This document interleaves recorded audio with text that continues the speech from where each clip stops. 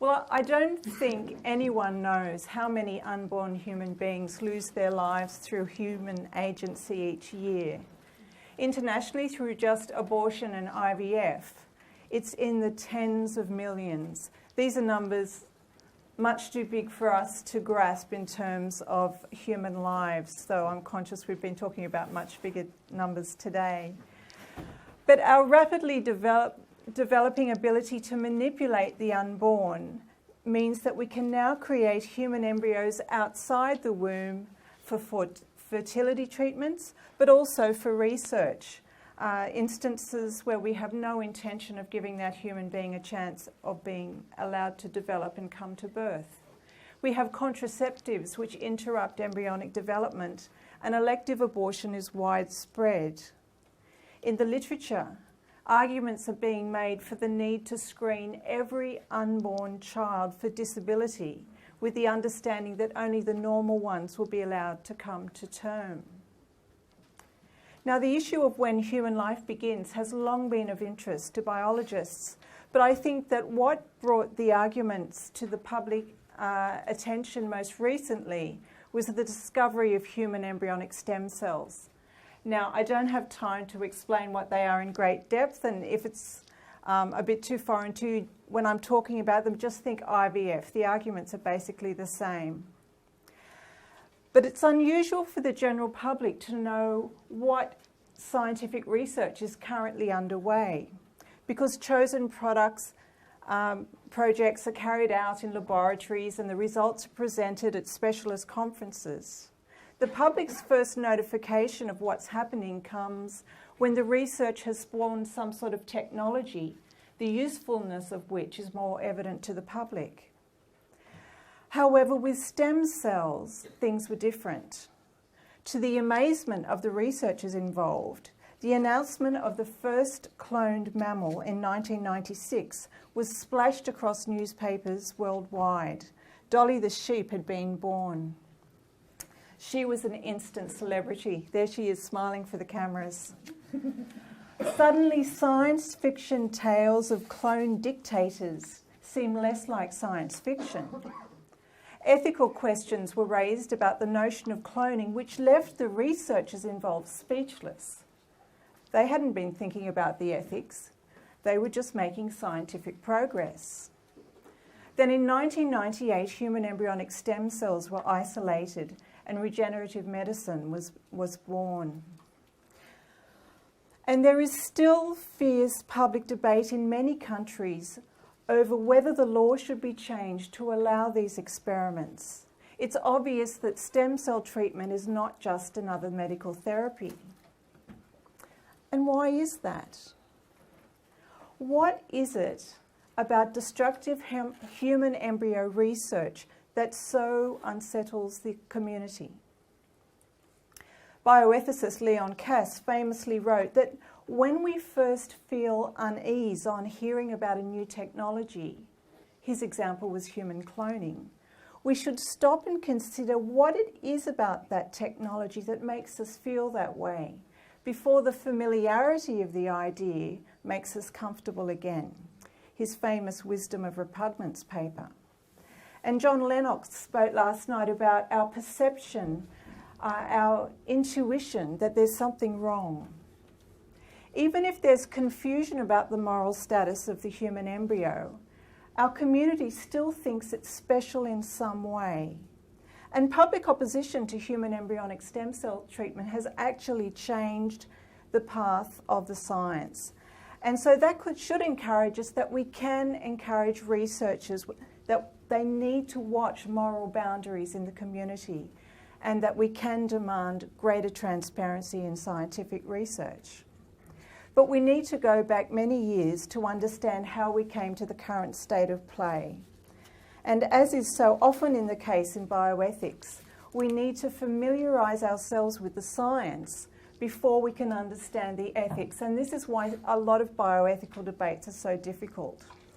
And I'm not sure who's in the audience, and I don't want to insult your intelligence, but so we're all on the same page, let's start with a biology lesson, and then we'll briefly consider the technology which is involved in the current debates, And then we'll consider the history of ethical arguments that's brought us to where we are now. This is a cross-section of the female reproductive system, and this is how the majority of us are conceived. Human conception begins with the fertilization of an egg by a sperm, which causes the formation of a single cell called a zygote. Now, the female human gamete is actually called an oocyte. Egg is a more culinary term, but I'll use it today because of familiarity. From this point, the formation of the zygote, we have development through a continuum from pregnancy to childhood to adulthood. And all the DNA required for full maturity of the human being is present. So in embryology terms, in that single cell, we have a member of the species Homo sapiens. Cell organisation begins immediately, even before the genome is activated by those epigenetic factors we've been hearing about. So we're not dealing with what is often called just a clump of cells. You have to be careful of the language used in this topic because it's often used to mislead the public. Zenica Goet's team in the UK demonstrated that the patterning information in the egg is related to the sperm's entry point at fertilization and persists as the embryo develops. That means that where the sperm goes in the wall of the egg decides the whole development axis of the embryo from that stage on. The first cell division occurs within 24 hours of conception, and cellular division continues while the embryo travels down the fallopian tube towards the uterus. By this time, it will be comprised of 4 different types of cell. An embryo is pictured here at the 32-cell stage.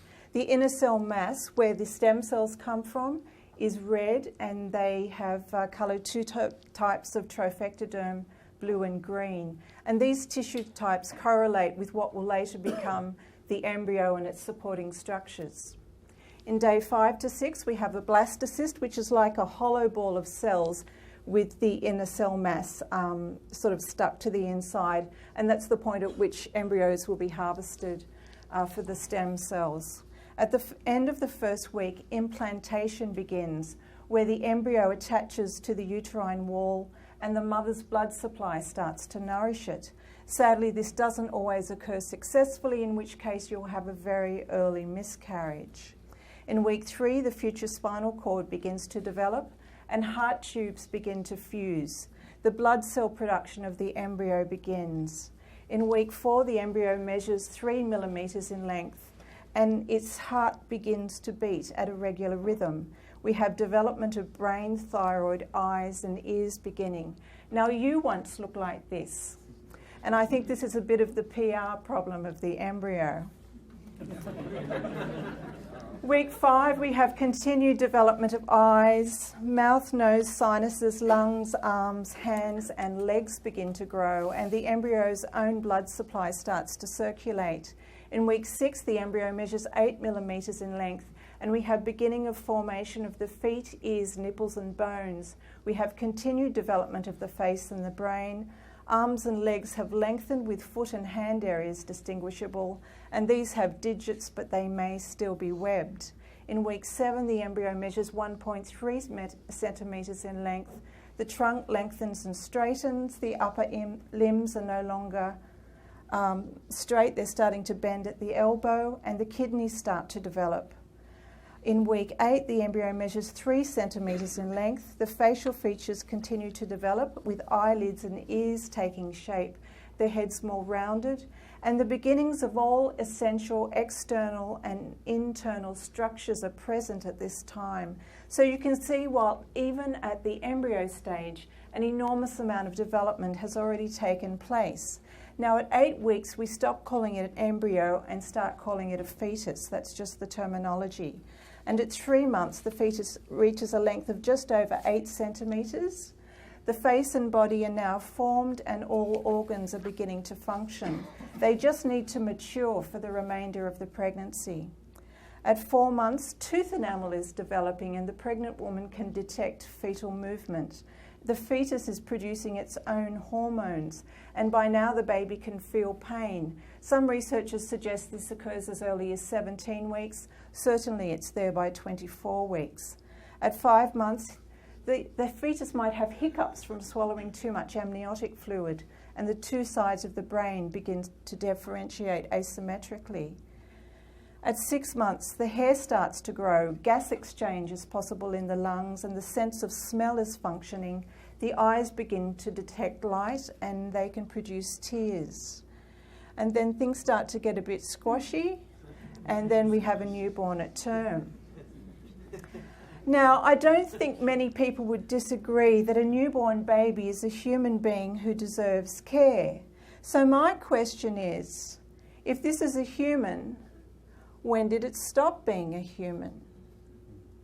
I would suggest that as it had everything it needed for full development at the time of that first cell, that it's at the zygote that we now have a full human being. And this is certainly the opinion of embryologists, the specialists in this field. Internationally preeminent embryologist Ronan O'Hara-Healy has no doubt that in biological terms we're dealing with a human being from the time of fertilization.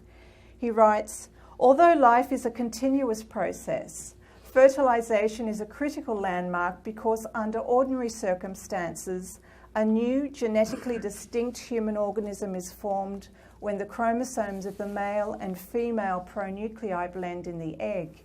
This remains true even though the embryonic genome is not actually activated until 2 to 8 cells are present at about 2 to 3 days. During the embryonic period proper, milestones include fertilization, activation of the embryonic genome, segregation of embryonic from extra-embryonic cells, implantation, the appearance of the primitive streak and bilateral symmetry. Despite the various embryological milestones, however, development is a continuous rather than a saltatory, that means a stepwise process. Hence the selection of prenatal events would seem to be largely arbitrary, and we'll pick up on that latter point in a moment. What he's saying is that since everything it needed to grow was present at the first cell and it directed its own growth since then, it would be arbitrary to say that human life began at any time after fertilization. So biologically, when the sperm and egg joined, human life began. Thankfully, this is no longer contested in informed debate.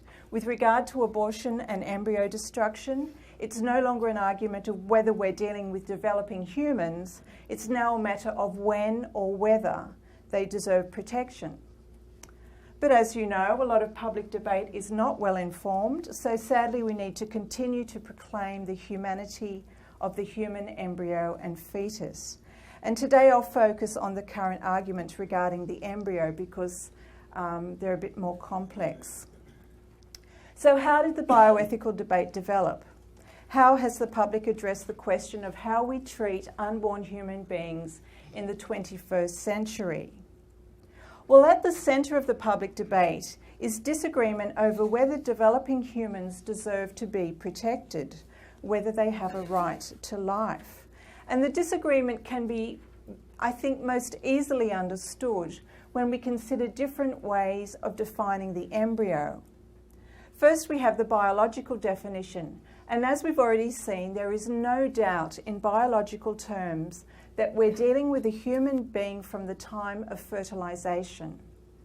The embryo, from the time it's created, is a unified, unique, dynamic, self-directed whole. This is not even vaguely controversial in scientific terms. Now, humans have human rights, don't they?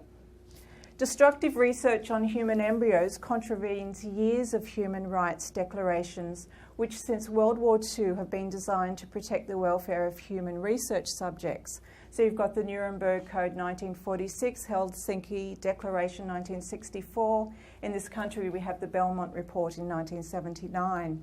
The Council of Europe Convention of 1997 specifically prohibits the destructive research on human embryos and the creation of human embryos for research. The United Nations issued a statement in 2005 calling for a ban on human cloning on grounds of it being contrary to human dignity. But in many countries, including my own. When the political desire to allow embryonic stem cell treatment was there, the statutes in the way were simply removed. But if there is no doubt biologically that a human embryo is just that, human, how is its wanton destruction justified? Well, this question is generally discussed in terms of the philosophical definition. Protagonists of destructive embryo research have suggested that protection is only due to human persons and that personhood is not achieved on merely biological grounds. The concept of human personhood probably had its roots in Greek thought, ancient Greek thought, and for much of its history, personhood was understood to mean an individual being of a rational nature. Thomas Aquinas in the 13th century said that one who possesses a human nature possesses a rational nature, even if they're unable to freely exercise it at the time. Therefore, it was considered that all human beings were human persons. And this is certainly the view that's been held for the most of human history. Until recently, it would have been inconceivable to say that a human being was not a human person. But the definition of personhood underwent a change last century when political expediency intervened. In 1954, the Reverend Joseph Fletcher published an account of human personhood which claimed that human persons must not merely possess a rational nature, but be able to exercise it at the time. Now, Fletcher's definition was driven less by scientific discovery than the political debate around abortion.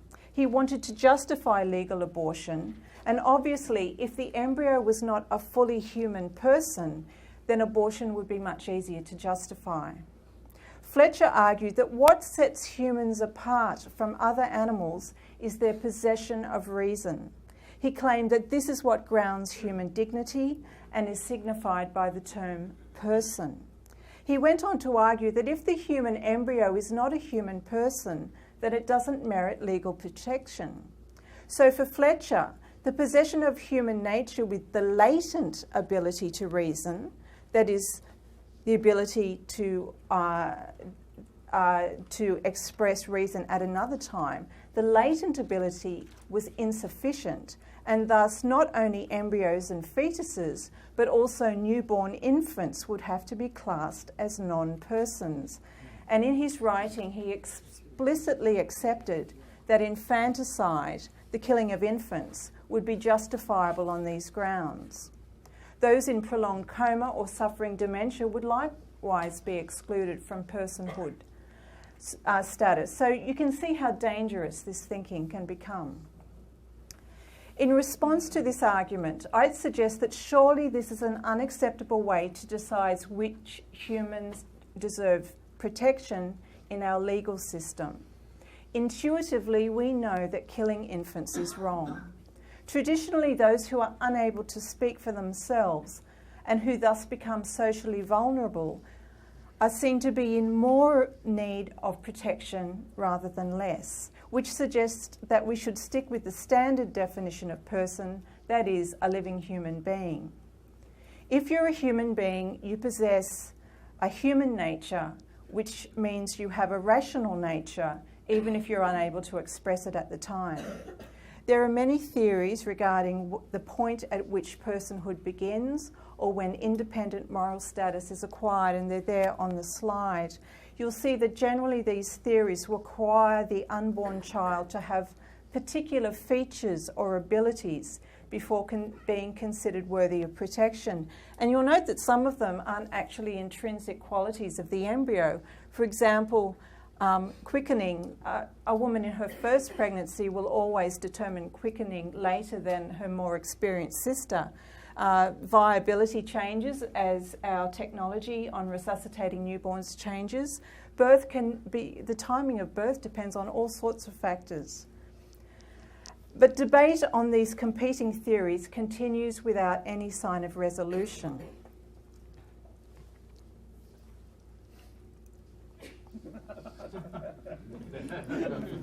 Personally, I agree with O'Rahilly. Okay, it says, when does life begin? At the moment of conception, at birth, or when you get your driver's license? Personally, I agree with the embryologist. Each of these points is a significant milestone in the life of the human involved, but there will be many significant moments to come afterwards. Once you go beyond fertilisation, that's all it is. The next stage of development, then the next, then the next.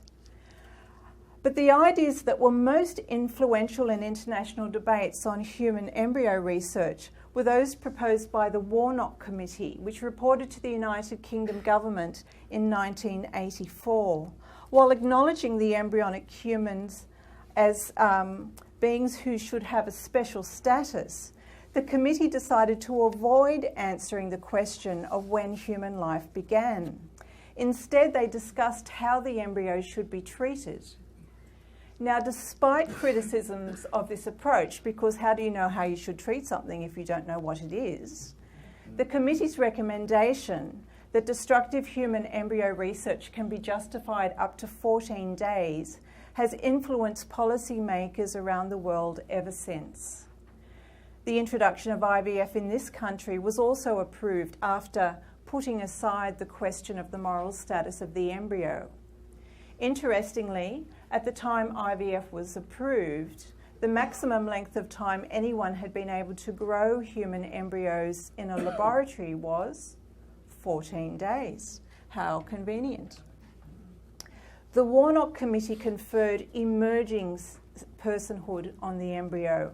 That is, they said personhood increases with age, and they chose their time limit of 14 days on the grounds that 14 days was when the primitive streak was visible in the embryo. That's the beginning of the neural cord, and they said this marks the beginning of individual development. And it's also the time when it was thought that twinning was no longer possible. Of course, this science is way out of date now. As we've already seen, the human embryo is organised from the time of the very first cell division. Furthermore, epigenetics has shown that we can see whether or not twinning is going to occur way back at the beginning of embryogenesis. However, the Warnock report remains influential. The United Kingdom's review of their most recent review of their legislation about embryo research in 2005 was just full of references to the Warnock report. The thinking really underlay all the thinking in that decision. And the 14-day rule has been confirmed as an ethical principle by various government ethics committees, including United States federal committees and Australian parliamentary reviews.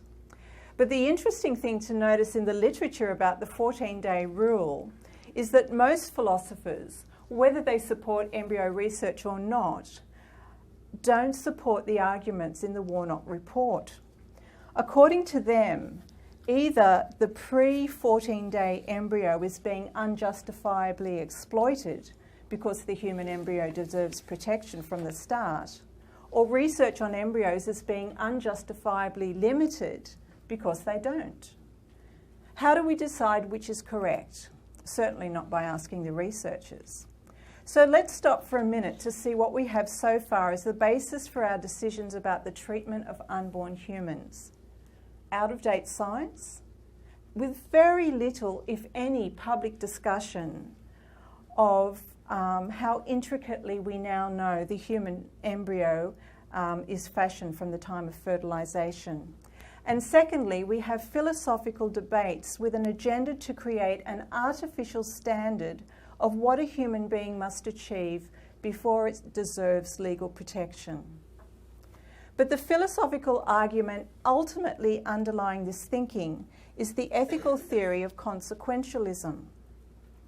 This is the argument that right and wrong can be decided by looking at the consequences of an act alone. The end justifies the means. Our community has decided that while the destruction of developing humans may be seen to be regrettable, the potential consequences of the destruction, whether it's medical cures through embryonic stem cell treatment, a child of one's own through IVF, or freedom from an unwanted pregnancy, justifies their use. Some proponents would go so far as to suggest that the potential benefits make it unethical not to destroy human embryos, and that those that raise ethical questions may lack compassion for those who are suffering. But saying you might as well use unwanted embryos for research depends on the idea that you think a human embryo is not a human person who deserves protection. It is, of course, an extension of the idea that the species Homo sapiens deserves no special treatment, that we're not exceptional, which is what John Lennox touched on this morning, the idea that we're just an accident of an unguided evolutionary process. But before I finish, I would just like to say that those who support destructive embryo research are not necessarily monsters who see an unborn baby and doesn't care what happens to them. Most of them, at least the ones I've met, are driven by their desire to help their patients. They honestly don't believe that a human being exists at this stage of development, and the reason they think that is because that's what they were taught at university. In 1972, the American College of Obstetrics and Gynecology deliberately changed the definition of conception so that instead of a pregnancy starting at fertilization, it started 10 days later at implantation, where the newly formed embryo is attaching to the wall of the uterus. The reason for this decision was to widen the market for contraceptives around the time when the pill was introduced. The full story's in the book. They didn't have the authority to do this. They weren't embryologists, but their influence remains to this day. And even though you look in an embryology textbook and see that human life begins at fertilization, if you look in a medical textbook, it begins at implantation still. Other ethical concerns in the public debate. Well, as in many other debates, community discussion regarding the benefits or dangers of embryonic stem cell treatment have been superficial and ill-informed. Exaggerated claims from scientists and the media led to unrealistic expectations on the part of many people. Now, this is a perennial problem in medicine, where a breakthrough in the lab becomes a headline of the next cure. And even though some stem cell scientists were very enthusiastic, I would say that now even some of them will admit that in their enthusiasm they may have overstated the case just slightly. As bioethicist Arthur Kaplan has complained, embryonic stem cell research was completely overhyped in terms of its promise, and people knew it at the time. The notion that people would be out of their wheelchairs within a year if we could just get embryonic stem cell research funded was just ludicrous, and he's in favour of it. Dumbing down of the debate by the newspapers so that it presented a simple choice between helping people in wheelchairs versus unwanted embryos meant that this distinction between adult and embryonic stem cells has been completely lost. And in Australia, this was coupled with the persistent reminder that if we didn't let our top scientists do what they wanted, they'd all come here, and we would be worse off medically, academically, and financially.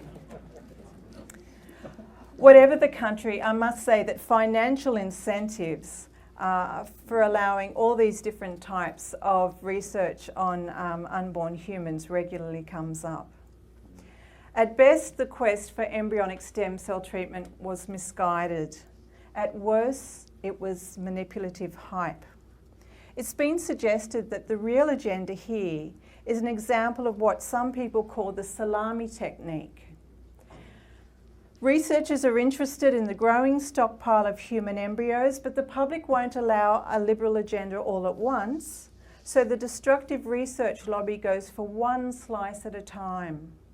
In the first place, if people are unwilling to concede all from A to Z, you start slicing thinly. And if you slice thinly enough, A, then B, then C, one at a time, you'll get the whole salami.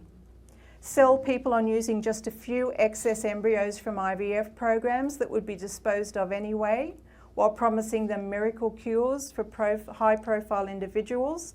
Remember Ronald Reagan, Superman, Christopher Reeve and Michael J. Fox?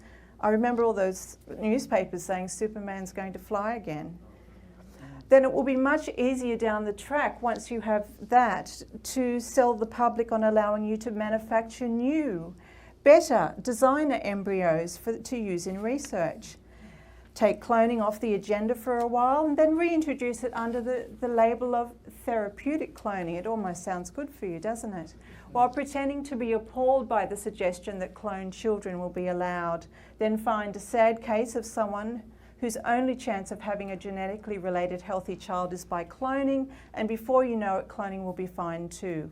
Next, introduce animal-human hybrids, again promising responsible limits and endless cures, and so it goes. I must say that in the United Kingdom, this has been played out with frightening accuracy. They've now legalised human-animal hybrids. Embryos that are half and half. So what are we going to do? Well, in public debates, it's always a challenge for us to get at the facts and the truth, especially when we're dependent on the media for information. And it's a challenge for our churches to find knowledgeable people who are able to explain the science to the Christians, because if you don't know the science, it's very hard to form an ethical view to inform our choices. And I think that conferences such as this one is an invaluable resource for Christians, helping them to think through a way to engage with science in a way that is consistent with their own worldview.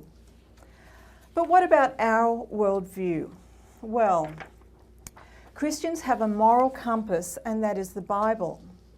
We can learn a lot about how God wants us to treat humans by considering the way that we've been made. The creation story in Genesis shows us that all humans are made in the image of God, and this is the basis on which we are all to be treated equally and with dignity. In Genesis 1, it says, God created man in his own image. In the image of God he created him. Male and female he created them. Human beings have been uniquely made in the image and likeness of God. This sets us apart from all other creatures which were made according to their kinds. In contrast to the modern philosophical view that personhood must be earned, the Bible teaches that our personhood is inherent because of the nature of the God whose image we reflect. We are to treat all human beings with respect for the whole of their lives, regardless of their particular characteristics. It is not our respect that gives them dignity. It is because they have innate dignity that we owe them respect. But when does it begin, the life of a human being? Well, there's no key verse in the Bible which tells us exactly when life begins. The Bible is not a scientific textbook. But human life certainly begins before birth. The Bible makes the link between conception and birth in many places, such as in Genesis 4. Adam lay with his wife Eve and she became pregnant and gave birth to Cain. In Isaiah 46, God speaks to Israel as you whom I have upheld since you were conceived and have carried since your birth. Jesus' presence on the earth is described as beginning when the Virgin conceived through the Holy Spirit, and the incarnation is a powerful reminder of the status that embryos hold in the eyes of God. Because in order for him to take on true humanity, Christ had to commence life as an embryo rather than a fully functioning human. And the Bible describes the relationship we have with God while we're still in the womb, such as during our formation. Psalm 139 says, "For you created my inmost being, you knit me together in my mother's womb. I praise you because I am fearfully and wonderfully made." And Job 10 has a similar description. This is only a sample of the verses which illustrate these points. I go through a lot more in the book. But there is no doubt that unborn human beings are recognized in the Bible as one who is capable of a relationship with God. Furthermore, you want me to just tell you? Furthermore, in Exodus 20 it says we should not kill innocent human beings regardless of the consequences. It's one of the 10 Commandments. And the Bible tells us that the value of a human being is based on our own understanding of morality as given to us by the God who made us. We were all once embryos too. But the basic issues at the heart of this debate is the moral status of the embryo. What are our options? Well, with regards to stem cell research, it's now known that it's possible for the research to proceed without the destruction of human embryos. Since the discovery of human embryonic stem cells, we've also realised we have adult stem cells, and we've had the discovery of induced pluripotent stem cells, or iPS cells. And the discovery was not completely unexpected, because in the history of Western science, ethical limits have always led to imaginative solutions rather than remaining barriers to discovery. However, even in the light of all these discoveries, most scientists will reject suggestions that embryonic stem cell treatment should be stopped. The withdrawal of permissive legislation and the redirection of funding required to transform the current landscape is a formidable, though not impossible, task. I think we probably need a very high-profile celebrity to get behind us. And I've got a great slide of Dr. Oz telling Oprah all about iPS cells, and she looks very excited. So who knows? Certainly, we must continue to promote the community debate. We need more transparency from our scientists so that they are accountable to community standards of what is right and wrong. We need to let our community know that things have changed. Our understanding of embryology has progressed. The justifications of the past are no longer valid. It's time to think again. In particular, we want our legislators to realise what their decisions involve. Personhood debates need to be acknowledged for what they are, just an excuse to justify what some people wanted to do anyway. But we live in a fallen world. The only real cure for a materialistic worldview is the gospel. Failing this, how do we get consensus as a community? Well, I would suggest it's just not possible. In the end, the moral status of the embryo is not a fact, but a value. And we will, each of us, decide what is valuable to us on the basis of our worldview. In every ethical decision, you have motivation leading to your intention, which leads to the act, which has consequences. Those who would pursue destructive embryo research are considering consequences only. Those opposed are concerned to the act itself. There are some things that will always be wrong, regardless of the consequences. It is wrong to kill an innocent human being. They will never meet because they're talking about different things. The two parties are passing like ships in the night. There is no compromised position. But in a pluralistic society such as ours, we can't just ignore the people we disagree with. We need to consider all the different views in our community. And when there's no consensus, we take a vote, and he with the most votes wins. We need to keep trying to win that vote. But when we do so, we don't want polarisation. We want to be able to talk to each other about the intricacies of this science. We want people to actually listen to what we're saying and not put them off before we open our mouths. And we have to realise that when we talk about unborn humans and our treatment of human embryos and human fetuses, that we are touching on painful issues that are experienced by real people, and we need to do it gently and with tact and with great love. But our message is a positive one. Let's keep saying yes to human life at every stage of development and care for this being who is fearfully and wonderfully made. Thank you.